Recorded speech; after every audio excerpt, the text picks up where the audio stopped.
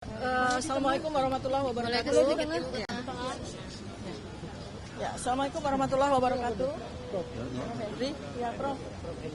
Ya, jadi hari ini adalah hari pemeriksaan dari para ahli dan saksi-saksi yang dihadirkan untuk RRT, untuk Roy Suryo, Rismon Sianipar, dan saya Dr. Tifa. Untuk pagi ini saya menghadirkan, alhamdulillah sudah hadir, ada 3 profesor, guru besar. Yang pertama adalah Profesor Zainal Mutakin, ya, beliau memberikan penjelasan ya bahwa saya Dr. Tifa memang betul-betul mendapatkan pendidikan serta memiliki kualifikasi ya sebagai seorang neuroscience behavior yang memberikan riset atau penelitian saya. Dan tadi masyarakat sudah mendengarkan sendiri ya bagaimana kualifikasi seorang Profesor Zainal Mutakin ya, ahli neuroscience bedah saraf yang sangat-sangat ternama dan mungkin paling ternama, dan beliau alhamdulillah dengan rendah hati bersedia untuk menjadi ahli saya. Dan berikutnya yang kedua tadi yang teman-teman sudah bisa melihat ya, Profesor Tono Saksono ya, beliau adalah seorang ahli digital forensik begitu ya, yang memang kami bertiga ini sama-sama menggunakannya. Kalau saya menggunakannya dalam konsep assessment at distance ya, Prof. Ya, jadi saya menggunakannya dalam konsep assessment at distance. Saya menggunakan facial action coding system, dan itu nanti juga bisa dijelaskan kepada penyidik oleh Profesor Tono Saksono. Ya, jadi saya tidak abal-abal, saya tidak asal-asalan ya dalam melakukan penelitian terkait dengan yang saya muat dalam Jokowi White Paper terkait dengan ijazah Jokowi dan perilaku beliau selama 2014 sampai 2024 yang menjadi kajian saya.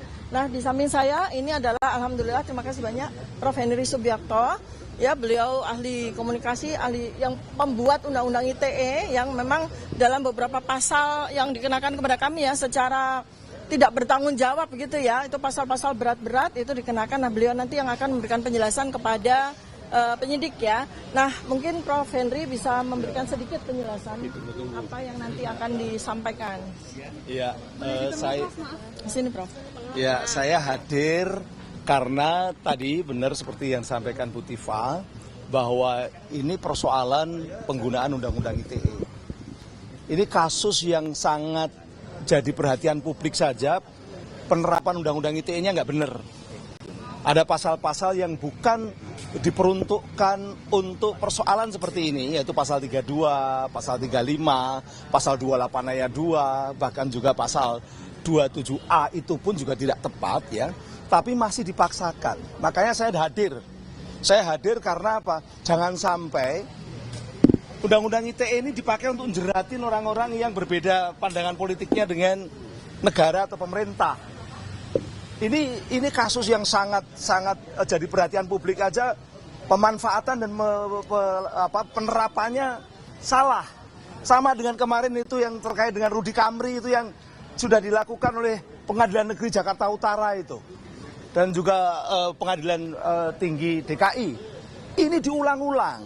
Selalu Undang-Undang ITE. Saya sebagai orang yang ikut terlibat dari tahun 2007 sampai tahun 2022 mengurusi persoalan ITE, terpanggil, saya melihat ketika Undang-Undang ITE dipakai untuk menjerat para aktivis-aktivis yang kritis.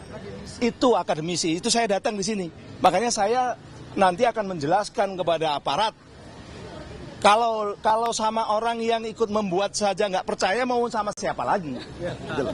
Gitu loh.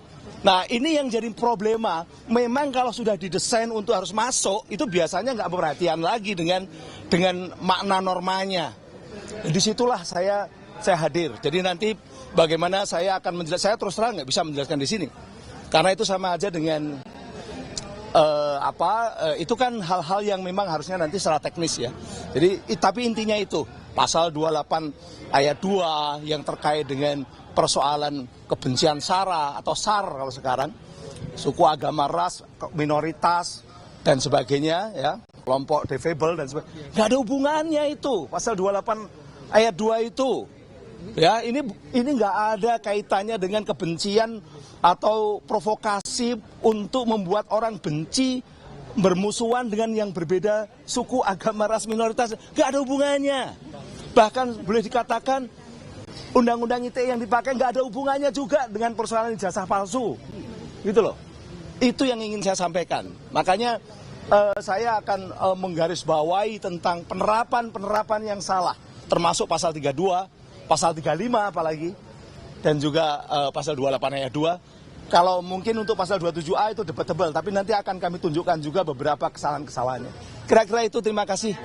Ya. Roy Suryo berarti nggak datang hari ini ya? Siapa? Roy Suryo ada. Tiga ahli yang dibawa itu untuk keseluruhan tiga-tiganya atau tiga saksi yang dibawa? Karena saya terkait dengan undang-undang, tentu saja undang-undangannya mengenai mereka ya. Biar saya jawab. Ya, tidak hanya untuk mereka, untuk seluruh Indonesia. Itu jawaban paling. Makasih. Rismon, mau speech sebentar? Ya. Oke, silakan. Jadi untuk menjawab tadi ya, pada dasarnya ini panggilan untuk RRT ya. Jadi panggilan untuk semuanya, tetapi memang dalam keterangan ahli itu tentu ada bobotnya. Tadi kan sudah saya jelaskan, Profesor Zainal Mutakin mungkin bobotnya lebih kepada Dr. Tifa, kemudian Henry Subiakto, Profesor, bobotnya kepada ketiganya, Tono Saksono, bobotnya mungkin kepada Rismon dan Roy Suryo. Jadi, tetapi formally mereka dipanggil itu untuk menjadi ahli, memberikan keterangan ahli kepada RRT, Roy, Rismon, dan Dr. Tifa. Ini Rismon Sianibar, orang yang paling top sedunia saat ini. Silakan, bro. Iya, terima kasih ya. Kami mengajukan ahli beberapa minggu lalu dan sekarang Profesor Tono Saksono maupun Profesor Henry Subiakto itu kami hadirkan. Ya.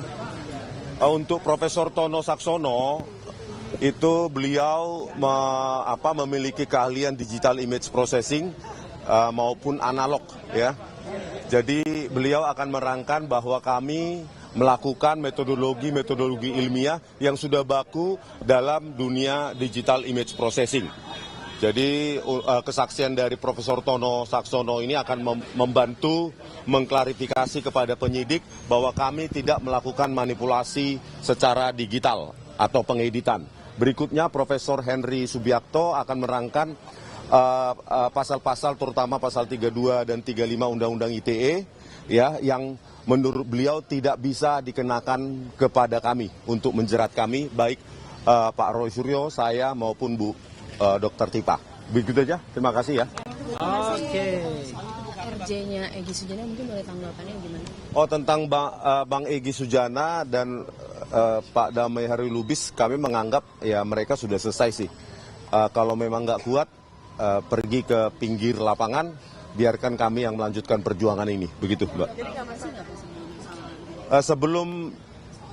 Sebelum kedatangan Egy Sujana dan Damai Hari Lubis ke Solo menemui Pak Jokowi, tidak ada komunikasi sama sekali, ya, tidak ada komunikasi sama sekali dan sampai saat ini pun tidak ada klarifikasi yang cukup detail dijelaskan kepada kami. Mungkin Bang Egy Sujana nggak merasa butuh untuk mengklarifikasinya kepada kami gitu. Ini nggak masalah ya Bang, kalau keduanya udah gugur statusnya tersangka? Oh, kita tetap lanjutkan kan sekarang sampai ini tuntas. Kan Pak Joko Widodo ingin memulihkan nama baiknya. Itu kan nggak bisa terpulihkan dengan RJ ya atau SP3 ya kan. Jadi ya kalau beliau yang melaporkan ya beliau yang harusnya menyelesaikan ini. Begitu ya. Oke, kawan-kawan cukup ya? Oke, terima kasih banyak.